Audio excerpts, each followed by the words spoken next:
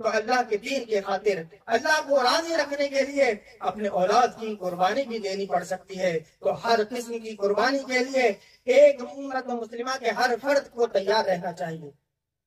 یہ پیغام امت کے نوجوانوں کے لیے تھا، اور اسی طریقے سے جو ہماری خواتین ہیں ان کے لیے بھی اس ابراہیم علیہ السلام کے خاندان میں ایک اہم پیغام ہے۔ وہ پیغام کیا ہے؟ آپ دیکھیں، جب اللہ رب العالمین نے ابراہیم علیہ السلام کو حکم دیا کہ جاؤ اما ہاجرہ اور اسماعیل کو مکہ کی بیابان جگہ پر چھوڑ کر آؤ۔ مکہ کی بیابان جگہ کیسی تھی؟ نہ کوئی درخت ہے، نہ کوئی پانی ہے، نہ کوئی آنے جانے والے لوگ ہیں، نہ زندگی گزارنے کا کوئی راستہ ہے۔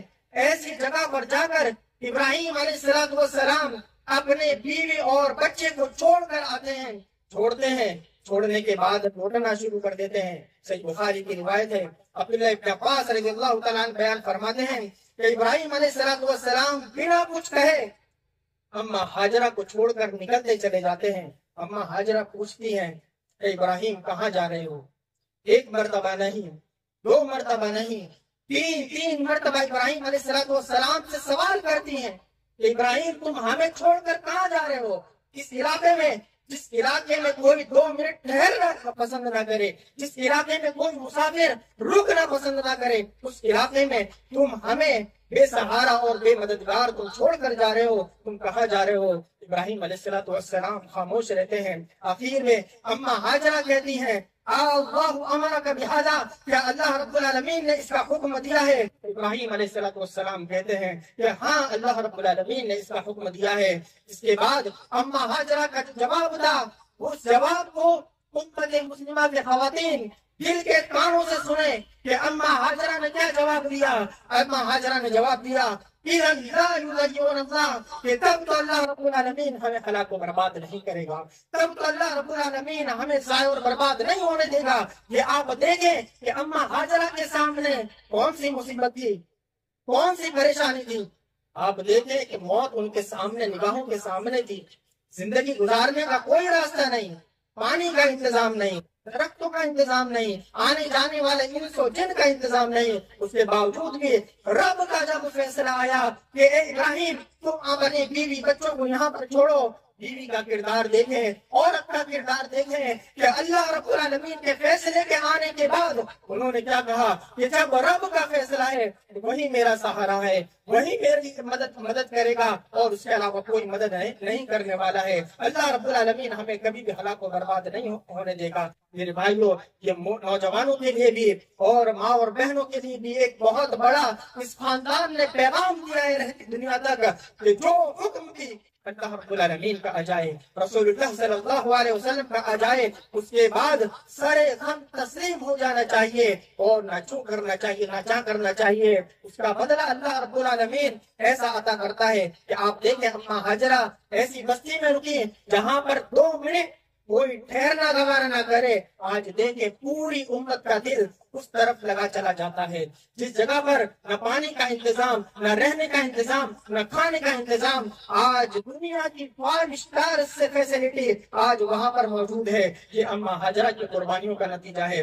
ہم اور آپ کو چاہیے کہ ہم اللہ سے لو لگائیں، اللہ سے رشتہ جوڑیں، اللہ رب العالمین کو ہم کبھی بھی ناراض کرنے کی کوشش نہ کریں، اللہ رب العالمین کو کبھی بھی ہم نہ بھولیں، کیونکہ اللہ رب العالمین کو ہم بھول جائیں گے تو اللہ رب العالمین ہمیں تو بھولے گا ہی، ساتھ ہی ساتھ ہمیں اپنے نفسوں سے بھی غافل کر دے گا۔ ہمارے نفسوں کا کیا نفع ہے، کیا نقصان ہے، اس سے بھی ہم بھول جائیں گے، جیسا کہ اللہ رب العالمین نے ارشاد فرمایا وَلَا تَكُونُوا كَالَّذِينَ نَسُوا اللَّهَ فَأَنسَاهُمْ أَنفُسَهُمْ کہ اے مسلمانوں ان لوگوں کی طرح نہ ہو جاؤ جن لوگوں نے اللہ رب العالمین کو بھلا دیا، اللہ رب العالمین نے انہیں ان کے نفسوں سے غافل کر دیا۔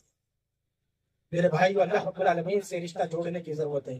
ابراہیم علیہ السلام کا خاندان، چاہے ان کی اولاد ہو، چاہے ان کی بیویاں ہو، ان کا خاندان ہم اور آپ کو اور رہتی دنیا کے مسلمانوں کو یہ پیغام دیتا ہے کہ جتنا مضبوط رشتہ ہمارا اللہ رب العالمین سے ہوگا، عام حالات میں ہمیں اللہ رب العالمین سے رشتہ رکھنا ہے، لیکن جب مصیبتیں آئیں، جب پریشانیاں آئیں، جب تکلیفیں آئیں، تو ایسے تکلیفوں کے مرحلے میں اور زیادہ اللہ رب العالمین کے قریب ہونا چاہیے، اور زیادہ اللہ رب العالمین سے رشتہ اپنا مضبوط کرنا چاہیے۔ اس کا بدلہ اللہ رب العالمین دنیا میں کیسا عطا کرتا ہے۔ اس خاندان کو آج کئی سو سال گزر گئے ہیں، لیکن آج دیکھیں دنیا کے چپے چپے میں جہاں بھی عید کی نماز ہو رہی ہوگی، ہر جگہ پر اس خاندان کا تذکرہ ہو رہا ہوگا، اس خاندان کا ذکر ہو رہا ہوگا۔ آپ دیکھیں اللہ رب العالمین نے خود قرآن کریم میں ارشاد فرمایا، من عامل صالحا من ذکر او انثی فلنحینہ حیاتا طیبہ، کہ جو مرد ہے اور جو عورت ہے، جو رشتہ اللہ رب العالمین سے جوڑتا ہے،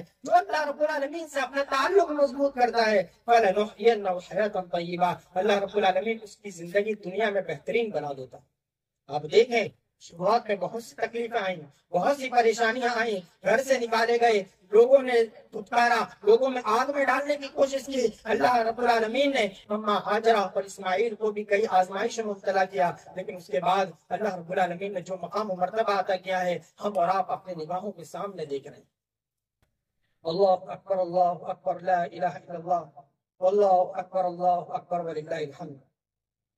میرے بھائیوں، آج عید کی نماز کے بعد جو ہم اور آپ کا اور ہم میں سے اکثر لوگوں کا جو سب سے پہلا عمل ہوگا، جو ہماری سب سے پہلی عبادت ہوگی، وہ ہے اللہ رب العالمین کے نام سے، اللہ رب العالمین کے بارگاہ میں ہم ایک جانور کی قربانی دیں گے۔ میرے بھائیوں، یہ قربانی صرف محض ایک قربانی نہیں ہے، بلکہ یہ قربانی، اس قربانی میں اللہ رب العالمین نے بہت سارے رازوں کو پوشیدہ کیا ہوا ہے۔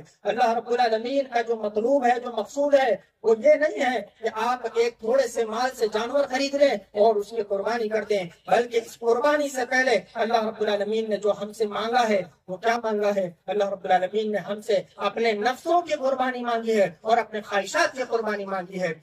آدم علیہ السلام کے دونوں بیٹے حابیل نے بھی قربانی پیش کی، قابیل نے بھی قربانی پیش کی۔ ایک کی قربانی اللہ رب العالمین نے قبول کی اور دوسرے کی قربانی اللہ رب العالمین نے قبول نہیں کی۔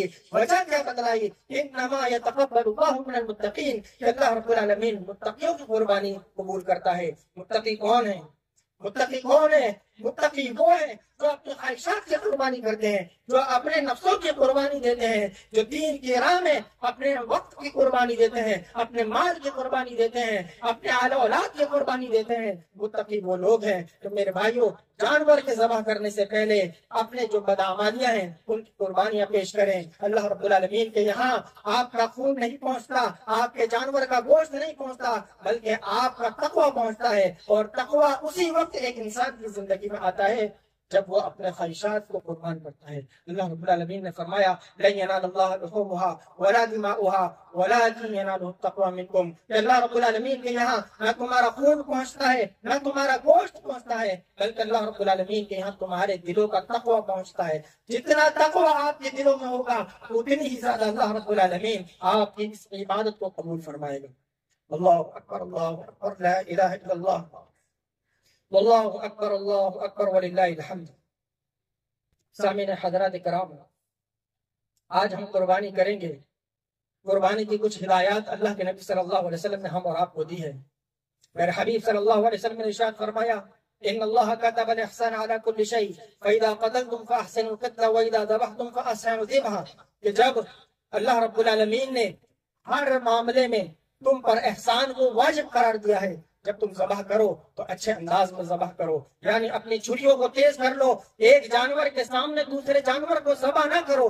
جانور کو ذبح کرنے سے پہلے اپنی چھریوں کو تیز کرنا ہم پر واجب اور ضروری ہے، اور اسی طریقے سے ایک جانور کے سامنے دوسرے جانور کو ذبح نہیں کرنا چاہیے۔ اللہ کے نبی صلی اللہ علیہ وسلم کے سامنے ایک جانور کو ذبح کیا گیا اور اس کے ساتھی کے سامنے ذبح کیا گیا۔ اللہ کے نبی صلی اللہ علیہ وسلم نے فرمایا کہ دوسرے جانور کو تم نے 2 مرتبہ ذبح کیا، ایک پہلی مرتبہ جب تم نے اس کے ساتھی کو ذبح کیا، اور دوسری مرتبہ تب جب تم نے اس کو ذبح کیا۔ تو میرے بھائیوں، ایک جانور کے سامنے دوسرے جانور کو ذبح نہ کریں، اور جب ذبح کریں تو اس کے خون کو گلیوں میں اور سڑکوں میں نہ بہائیں، اور اس میں فضلات اور اس کی گندگی کو بازاروں میں یا گلیوں کے کناروں میں آپ نہ پھینکیں۔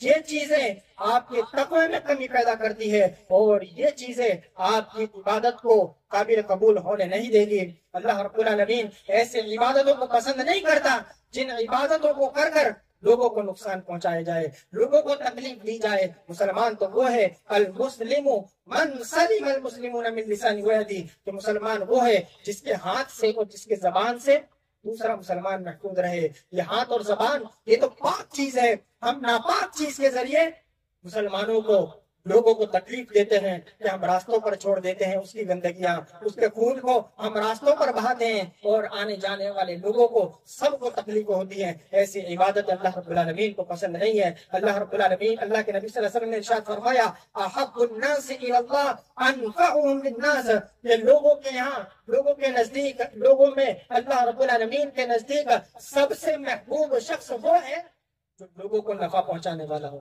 لوگوں کو نقصان پہنچانے والا اللہ رب العالمین کو پسند نہیں ہے۔ اس لیے ہم ہزاروں کا جانور خریدیں، ساتھ میں جو صفائی کرنے والے ہیں انہیں تھوڑی سی رقم دے کر سارے جانور کی جو صفائی ہے اسے صفائی کروا لیں، تاکہ کسی مسلمان کو کوئی تکلیف یا کوئی پریشانی یا عام لوگوں کو کوئی تکلیف یا کوئی پریشانی نہ ہو۔ اللہ اکبر لا الہ الا اللہ، اللہ اکبر وللہ الحمد۔ یہ آج کے خطبے کی آخری بات ہے۔ اس دن کے تعلق سے اللہ کے نبی صلی اللہ علیہ وسلم نے ارشاد فرمایا یہ هذه الایام انها ایام اکل و شرب و ذکر اللہ، یہ جو دن ہے یہ دن کھانے پینے کے دن ہے، اور یہ دن اللہ رب العالمین کا ذکر کرنے کے دن ہے، یہ دن کھانے پینے کے دن ہے۔ اسلام جیسی خوبصورتی کسی اور مذہب میں نہیں مل سکتی۔ یہ اسلام میں جہاں بھوکا رہنا عبادت ہے وہیں کھانا پینا عبادت ہے۔ آج کے دن کی بہترین عبادت یہ ہے کہ آپ خود بھی کھائیں اور لوگوں کو بھی کھلائیں، غریبوں اور مسکینوں کا بھی خیال رکھیں، یتیموں کا بھی خیال رکھیں۔ آج کی خوشی میں ہر شخص، امت مسلمہ کا ہر شخص شامل ہونا چاہیے۔ یہ عید کے دن کسی ایک کی خوشی کا دن نہیں ہے، کسی ایک گھر کی خوشی کا دن نہیں ہے، کسی ایک خاندان کی خوشی کا دن نہیں ہے، کسی ایک سماج کی خوشی کا دن نہیں ہے، کسی ایک قوم کی خوشی کا دن نہیں ہے۔ یہ عید کا دن امت مسلمہ کے ہر فرد کی خوشی کا دن ہے، اور امت مسلمہ کے ہر فرد کو اس خوشی میں شامل کرنا ہر مسلمان کی ذمہ داری ہے۔ لہذا جب قربانی کریں تو قربانی کا گوشت جہاں آپ کے یہاں بن رہا ہو وہیں غریبوں اور مسکینوں میں بھی بننا چاہیے۔ آپ اندازہ لگائیں، اللہ کے نبی صلی اللہ علیہ وسلم جب مدینہ آئے بہت تھوڑے لوگ قربانی کیا کرتے تھے۔ اللہ کے نبی صلی اللہ علیہ وسلم نے اس وقت ارشاد فرمایا کہ 3 دن سے زیادہ کوئی اپنے گھر پر گوشت نہ رکھے، باقی سارا بانٹ دے۔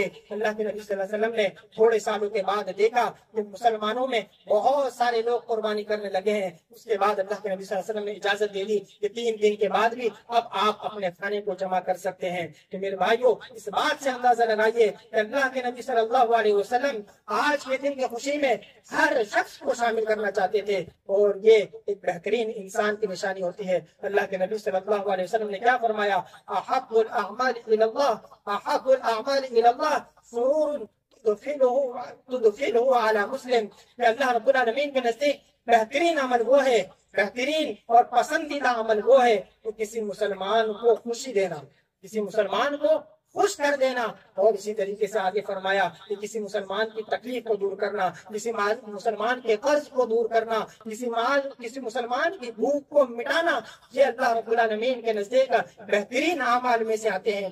آگے اللہ کے نبی صلی اللہ علیہ وسلم نے ارشاد فرمایا لأن امشی فی اخی المسلم مع اخی المسلم فی حاجت احب الی اللہ، اللہ کے نبی صلی اللہ علیہ وسلم نے ارشاد فرمایا کہ میرے نزدیک یہ زیادہ پسندیدہ ہے، یہ زیادہ محبوب ہے کہ میں کسی مسلمان کی ضرورت کو پوری کروں، کسی مسلمان کی تکلیف کو پوری کروں، اس چیز سے کہ میں 1 مہینے تک مسجد حرام میں اعتکاف کروں۔ مسجد حرام میں اعتکاف سے بھی زیادہ پسندیدہ اللہ کے نبی صلی اللہ علیہ وسلم کے نزدیک کیا عمل تھا؟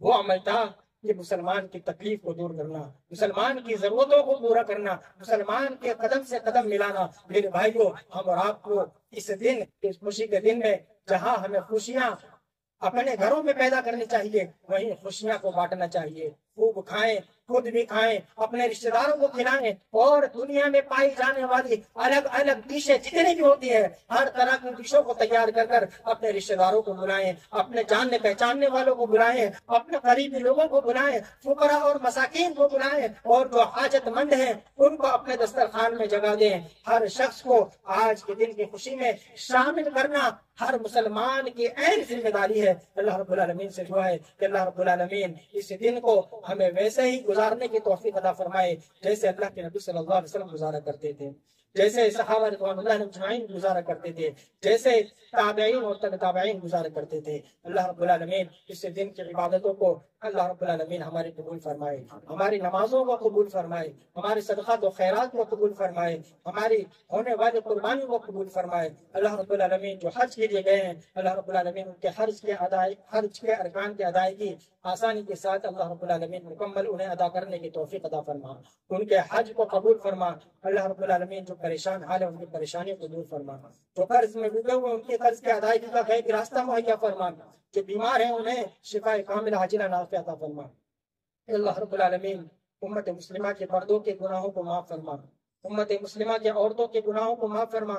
اللہ رب العالمین انجانے میں ہم سے بہت ساری خطائیں ہو جاتی ہیں، بہت ساری غلطیاں ہو جاتی ہیں، کچھ غلطیاں ایسی ہو جاتی ہیں جو ہمیں جہنم تک لے جانے والی ہیں۔ اللہ رب العالمین ہماری ان غلطیوں کو معاف فرما۔ اللہ رب العالمین ہمیں جہنم کے عذاب سے بچا اور جنت میں داخلہ نصیب فرما۔ اللہ رب العالمین جو کاروبار میں پریشان ہیں ان کے کاروبار میں رزق میں برکت عطا فرما۔ اللہ رب العالمین جو اپنے اولاد کے لیے پریشان ہیں اللہ رب العالمین انہیں نیک و صالح اولاد اسماعیل علیہ السلام جیسی عطا فرما۔ اللہ رب العالمین جو رشتوں کے لیے پریشان ہیں اللہ رب العالمین انہیں نیک جوڑا میسر فرما۔ اللہ رب العالمین جو کچھ بھی امت مسلمہ آج دنیا کی ٹھوکریں کھا رہی ہیں، دنیا کی پریشانیوں میں مبتلا ہیں، اللہ رب العالمین ہم جانتے ہیں ہماری غلطیاں ہیں، ہم نادان ہیں، ہم کمزور ہیں۔ اللہ رب العالمین تو کہتا ہے کہ تیرے نزدیک سب سے بہترین انسان وہ ہیں جو توبہ کرنے والے ہیں۔ اللہ رب العالمین ہم تمام انسان آج عید کے خوشی کے موقع پر ہم تجھ سے دل کی گہرائیوں سے اللہ رب العالمین معافی مانگتے ہیں، توبہ کرتے ہیں کہ اللہ رب العالمین ہمارے گناہوں کو معاف فرما اور ہمارے دلوں میں محبت پیدا فرما۔ ہمارے دلوں سے کینہ، حسد، بغض اور تکبر جیسی بیماریوں سے ہمارے دل کو پاک و صاف کر دے۔ اللہ رب العالمین ہمیں رشتوں کو جوڑنے کی توفیق عطا فرما۔ اللہ رب العالمین ہمیں محبت رسول صلی اللہ علیہ وسلم کرنے کی توفیق عطا فرما۔ اللہ رب العالمین ہمارے دلوں کو اتنا صحیح سالم بنا دے کہ ہمارے دل میں دنیا میں اگر کسی سے سب سے زیادہ محبت ہو تو وہ تجھ سے محبت ہو، اور اللہ رب العالمین تیرے بعد نبی صلی اللہ علیہ وسلم سے ہو، بعد میں آنے والی چیزوں سے محبت ہو۔ تو جانتا ہے کہ ہمارے دلوں میں مال کی محبت پیدا ہو جاتی ہے، ہمارے دلوں میں اولاد کی محبت پیدا ہو جاتی ہے، ہمارے دلوں میں ہمارے کاروبار کی محبت پیدا ہو جاتی ہے۔ اللہ رب العالمین تجھ سے دعا کرتے ہیں کہ اللہ رب العالمین ان محبتوں کو کمزور کر دے اور تیری محبت کو مضبوطی عطا فرما۔ اللہ رب العالمین رسول اللہ صلی اللہ علیہ وسلم کی محبت کو مضبوطی عطا فرما۔ اللہ رب العالمین جب تک ہم زندہ رہیں تجھ سے سب سے زیادہ محبت کرتے رہیں، اور جب ہمارا خاتمہ ہو تو اسی محبت کے ساتھ ہو۔ اللہ رب العالمین جو کچھ بھی ہم نے آج عبادتیں کی ہیں ان عبادتوں کو اللہ رب العالمین قبول فرما، اور ان عبادتوں کے عوض میں ہم سے آنے والی جتنی بھی پریشانیاں ہیں انہیں ٹال دے۔ اللہ رب العالمین سے دعا ہے کہ اللہ رب العالمین ان ساری جو دعائیں اللہ رب العالمین سے ہم نے کی ہے اللہ رب العالمین ان ساری دعاؤں کو قبول فرما۔ اقول قولی ھذا استغفر اللہ لی ولکم ولسائر المسلمین۔